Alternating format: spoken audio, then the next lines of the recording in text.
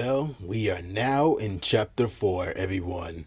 Yes, my audience, we are now in episode 4 of Great Sorgia Dawn. Where we left off previously, the Battle of Thorsberg, or should I say the Battle for Thorsberg, had taken place against Catherine Vought, the Princess of Shamaria. With the battle won, and Catherine effectively retreating from Thorsberg, we now return to the normal lives of those within Roveria's Thorsberg. Starting in chapter 4, we return to the visitors of Pisindia, who, mind you, are emissaries for Pisindia and thus are in enemy territory. Let us see where they are right now. The next morning, it was now dawn, and Haruki was quietly wandering Thorsberg, gently playing his flute. Walking beside him was none other than his brother Takashi, who was merely singing a song about the red, blue, yellow, and green birds that happily flew all around within the city in his usual lively and dramatic tone. Haruki sighed quietly. Brother, don't you think you're a little loud? The world is in need of saviors, little brother. Takashi stopped walking again, dramatically. You saw what happened last night. Just one of several reasons that would make for a fool such as me to help this foreign land. Doshi. Haruki shook his head as the two continued walking. Something's wrong with you, but at the same time, I respect your daring decision to help people you don't even know. Aw, is that you finally warming up to me for once? He playfully asked. Quiet, Haruki smiled softly. By that point, people across Thorsberg were up and about, performing various morning tasks. Just then, the siblings were approached by their grandfather, Hayato, who was calmly eating a piece of cheddar. My grandsons. Hayato looked at them with a serious look, almost like a sharp glare. I have to tell you both something very important. He looked around carefully, watching the people all around them.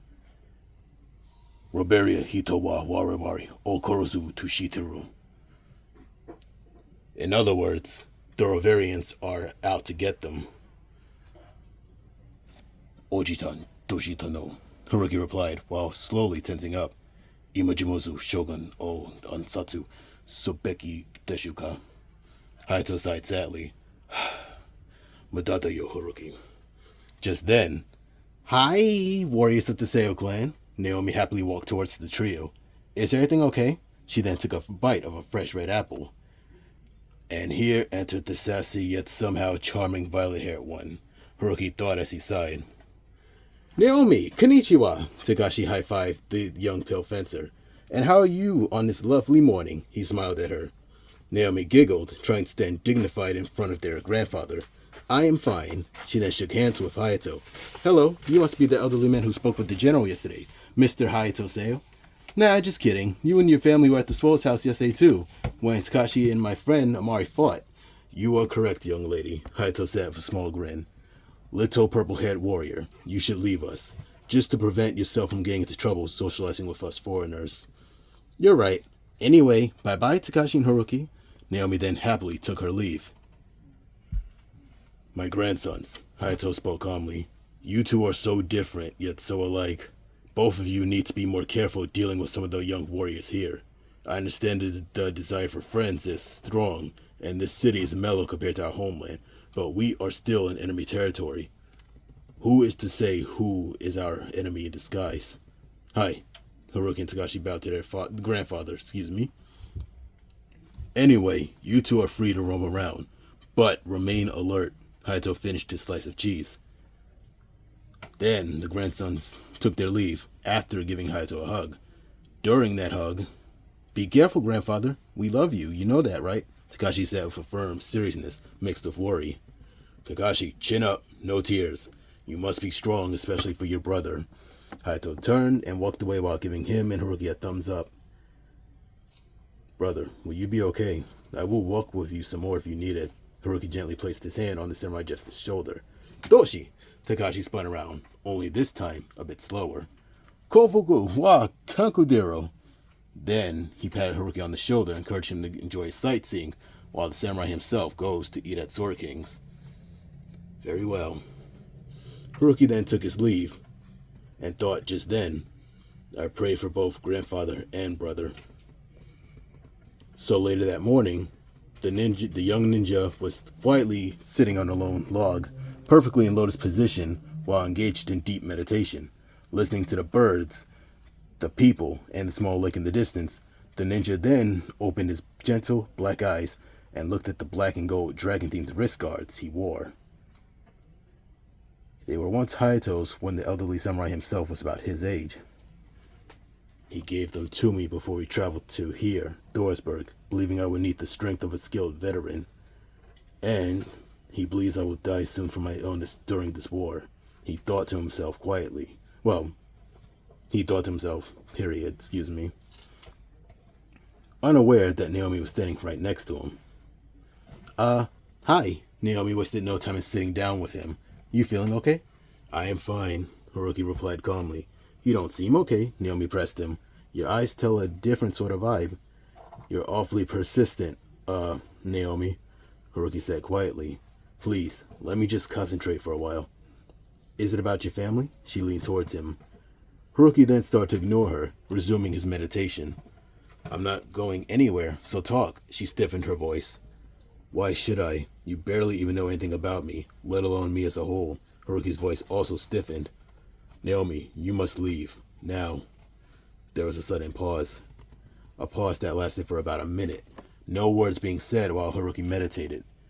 Then, he soon opened his eyes, knowing Naomi never even tried to leave. I'm sorry, Haruki. She gave him a hug. You can always talk to me whenever you need anything, okay? She discreetly gave him some gold coins and a small bag of fruit. What is this for? Haruki remained calm. Naomi hesitated a little. I wanted to ask you out for a little... Her cheeks started to turn red slightly. No, this is so dumb, she laughed nervously, as she rubbed the back of her head and then combed her long straight hair, trying to be cool. Anyway, yes, given we are from Clashing Kingdoms, Haruki responded. I mean no disrespect, but you need to leave. I am an assassin, you know. He locked eyes with her. She gasped. You mean you have slain people before? I am a ninja for a reason, Lady Naomi. Haruki then got up from the log. That should have been pretty obvious. Don't worry, however. I have no intention to inflict harm upon you. She sighed with relief just then. Anyway, my brother needs some clarity at Sword King's. Haruki continued with a small sigh. Let's eat here, maybe while walking around. He then gave Naomi the coins back. I would like that. Naomi gently poked his nose. Again she smacked her lips playfully. Your illness, is it? She began to hesitate. Can it kill me? Haruki replied softly. While the condition could severely affect the afflicted's bones and even internal organs, there has been no report of anyone ever dying from the illness. Plus, history confirms it is not terminal. You are just likely to have a very compromised and daunting physical life, that is all. Phew, you'll be okay, mostly, Naomi said with relief.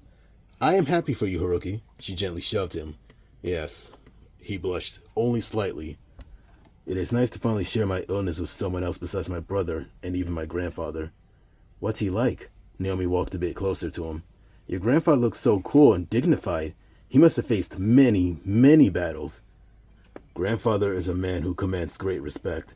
One would be foolish to stand opposed to him, especially when knowing he would happily lay down his life for the noble and kind-hearted.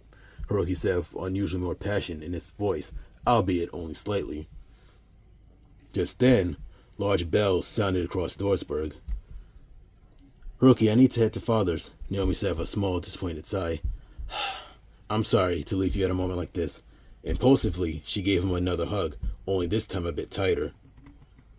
For a small and petite lady, you're sort of crushing me a little, my friend. The ninja chuckled nervously as Naomi then hugged just a little harder. She then let go of him, cheeks now a deep red. You better be careful so I can see you again. Bye! She then hurried on for her house. Quietly watching Naomi, Haruki decided to find his family, starting with his brother, who was still at Sword King's. So, by the time the young ninja arrived to the tavern, he found Takashi happily juggling a set of balls before Tokala, Sangha, and yet another young Zoshu man named Eren Gum, who was about the same exact height as Tokala and Sangha, but had an even more youthful and soft look to him compared to the mature and rigid looks that his fellow Zarshu shared. Also with the Zarshu warriors were Minerva and Amari, who were immediately enjoying themselves watching the samurai jester. "He is so cool," Amari said happily. Minerva giggled. "He really is." She then sat down between the young Swo and Tokala. "Baby," she poked Tokala, who merrily turned to her. "You still have to do that song you said you would perform." She beamed with excitement. Tokala laughed heartily. "I mean, sure, I'm totally down." Okay. Sunga laughed even harder while patting Eren on the back. "Do your thing, brother." Eren, despite his very innocent and gentle appearance, was already a wild young man who was surprisingly the in-between for Tokala and Sunga in terms of general temper. "Noni? Tokala's about to sing?" Takashi stopped juggling and joyfully sat down. "Ota Zoroju Zoku no Ida Naru Senshio." Tokala calmly walked to where Takashi stood, cleared his throat, and immediately started rapping about the life of a Zarshu warrior, the city of Thorsburg and its people, and the need for peace. All while maintaining sharp and witty humor, despite the explicit tone and words he used for a song that lasted 4 minutes, with Sunga and Eren joining him. And somehow, Tokala managed to have almost everyone, including the mass number of patrons, cheering with immense joy and excitement. "Those three can sing," one elderly woman clapped her hands. "I really like the one with the dreadlocks and beanie hat. That girl, Minerva, is so lucky to have such a cutie," a younger woman watching with her 2 kids said to the old lady. Hearing the woman, Minerva immediately blushed as she stared at Tokala adoringly. "That's my boy," shouted a drunk, short and round man, wearing teal and dark purple clothes with a white-brimmed teal hat. He had a similar skin tone to Amari's, and as it turns out, he happened to be his uncle. "Keep it up, Tokala, Sunga, and Eren, dude. Ah. This was Erwin Arrow, and he was especially thrilled watching the performance. "Is that?" Amari looked around and quickly spotted Erwin. "Uncle Erwin!" He immediately shouted happily while Minerva smiled at the young Swo. God damn this computer, excuse me.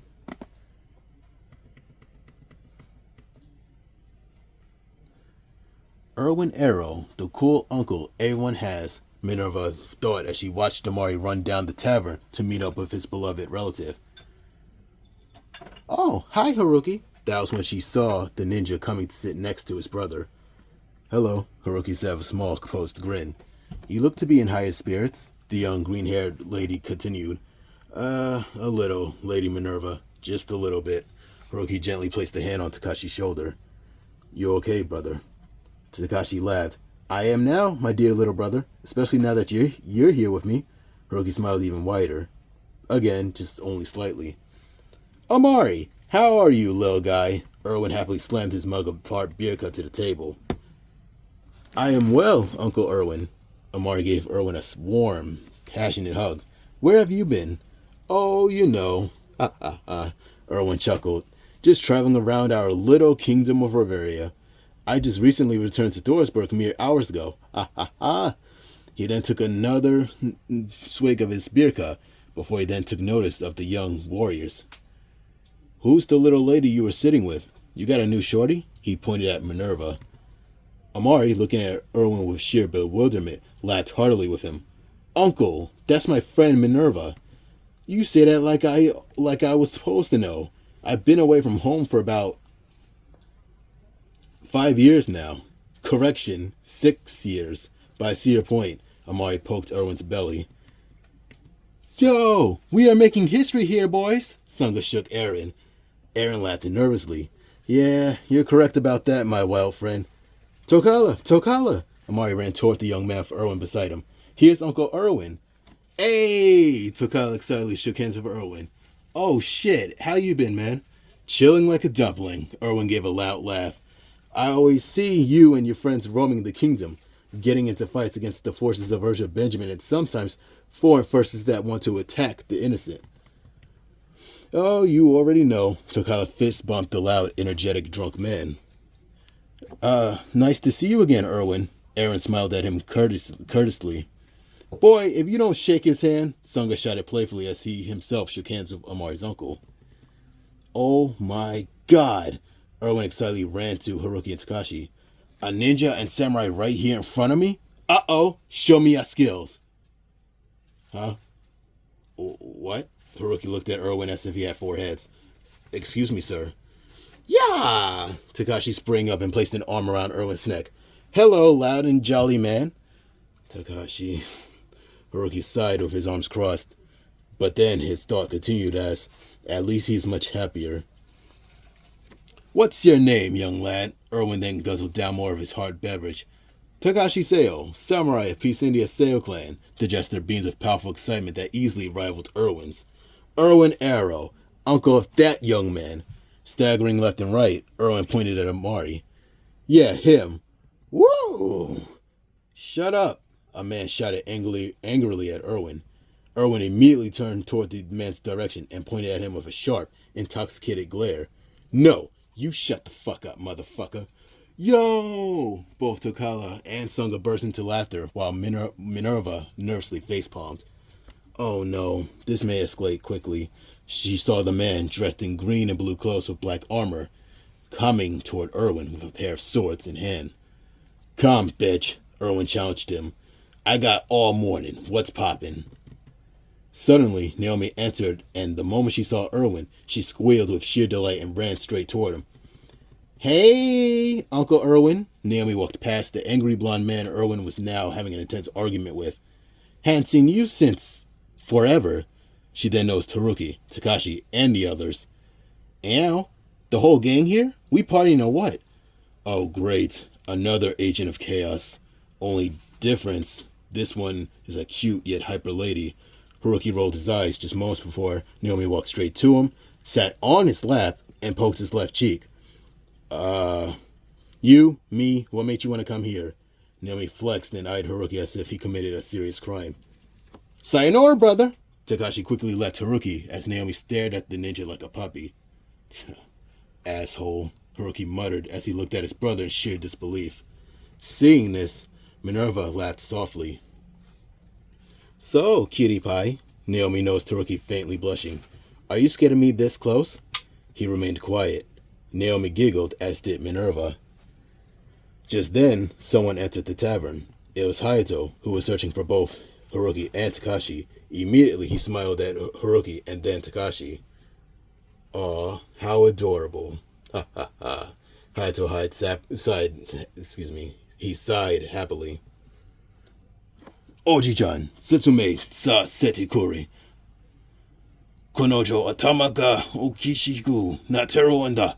Haruki turned to Hayato as Naomi gently kissed his nose and giggled even further. Naomi then got off Haruki and bowed before Hayato. Your grandson is so cute, sir. He is a charming young man, right? Hayato bowed to Naomi with a polite grin. Oji-chan! Takashi waved at the elderly man, and Hayato happily returned with a wave of his own. So, my grandson, Hayato sat beside the humiliated young ninja. You like the energetic types? She kinda scares me. Haruki lowered his head. She really does. I am glad to see you and your brother having fun. Hayato gently placed a hand on Haruki's shoulder. Well, I suppose I could stay for a bit before we are to later report before Lord Ayabata Pill. Oh no, that means more Naomi. Haruki scratched his head gently. My name is Hilbert Auer, you fat fuck, the blonde man yelled at Erwin with passion. And my name's Erwin Arrow, you skinny pantsy, Amari's uncle shot back. Come step outside with me for a few since you feel manly this morning. Keep that energy. Oh no. Minerva, like many of the patrons, started looking around cautiously as guards and elite knights started gathering to see what the commotion was. Baby, she poked Tokala. Maybe we should leave now. You feeling worried, little mama? Tokala sat beside her attentively. You, my little battle partner? Shut up, Minerva affectionately poked his nose. Let's all just chill at my house. Bet. Tokala quickly got up and clapped his hands. Is everyone good? He turned from Erwin to Hilbert, to the guards, and then the elite knights. Alright, tell ya what. We'll have this situation settled through simply calming down, okay? Shut the fuck up, ruffian, Hilbert shouted. Tokala's son, supposed leader of a mere group of thugs. Bro? Takala crossed his arms, but kept a smile on his face. Listen here, pussy. Hilbert stepped to Takala's face. Yo, call me that one more time. Takala stepped even closer to Hilbert. You only get mere seconds if you say it again. His tone was relaxed, yet also firm. Pussy. Pussy. Then, to make matters all the worse, Hilbert spit at Takala's face. Minerva, Aaron, and Sunga all gasped, with Sunga immediately readying his knife. Bitch! You fucking... Sunga was more than ready for action, but Takala gently stopped him before Hilbert quickly found himself being viciously thrashed by Takala, who remained mostly quiet, even though the tribesman also managed to hit Hilbert so hard he knocked out some of his teeth. Humiliated, Hilbert picked up his teeth and ran off. Just then, oh shit! Sunga immediately started running around with great joy and amazement at what he had just witnessed. Takala chuckled. Take it easy, bro. He wiped the spit off his face. Now, as I was saying, is everyone good? He confidently crossed his arms yet again. People immediately cheered for Takala, with Minerva standing by his side proudly. That's right, big brother, Naomi cheered as she high-fived Takala. Girl, she playfully gazed upon Minerva. You better stay with this man of yours. He is a keeper. I sure will, Naomi. Minerva couldn't help but giggle like a schoolgirl. As for you, baby, you may want to leave now before that guy calls for someone to arrest you. I ain't scared, but I... Takala then merrily called for everyone to have a great day. Sunga, Aaron, we leaving, gang. Say less, homie, Sunga replied. Aaron, you still got training to do, my dude. Right, Aaron smiled at Sunga with a determined look as he and Sunga joined up with Takala as he, Minerva, and Amari as well as Erwin started taking their leave. Well, my grandsons, we better start preparing our visit to the pills, Hayato said. Oh, Naomi raised her hand. Oh, I could take you three there. I gotta head home anyway, she volunteered with excitement. Lady Naomi, Hayato gently placed a hand on her shoulder. I appreciate how much you care about my grandson, but you must understand, sweet girl. My family and I are considered enemies. You are smart enough to understand the heavy context here. Naomi pouted. We will be present at your place shortly. Hayato then looked at Naomi with a calm, serene look. Now, give Haruki a kiss before we take our leave. Naomi immediately blushed. Really? She looked from Hayato to Haruki. I can? Masaka honkidi. One-eye deshu. Oh, Haruki was nervous and stammered. Haruki then looked at Hayato with strong bewilderment, which instantly made Naomi laugh as she approached the ninja, gently held his face, and then slowly gave him a warm kiss on the lips. Naomi locked eyes with him adoringly, and then said, tender lips you have there, Haruki. She then turned around and started leaving. Bye! You menace. Haruki, blushing just as hard as Naomi did, turned to Hayato. No, Haruki, I am your best advocate for your happiness, he said solemnly. Now, let us go. Ah, Takashi stared at his brother. Quiet you, the ninja said with a small nervous grin. And so, as the Seiya warriors walked outside, Hayato watched Takashi walking beside Haruki, still teasing him affectionately. At this, Hayato then sighed sadly, though Haruki and Takashi didn't notice. Then he thought to himself, my precious grandsons. I have lived for 35 years now. I have seen and experienced war, life, death, love, hatred, joy, and pain. Takashi, take care of your brother. I pray for you both, my dear grandsons. I love you both. And thus concludes chapter 4. I will see you all in episode 5. Have a good day. God bless.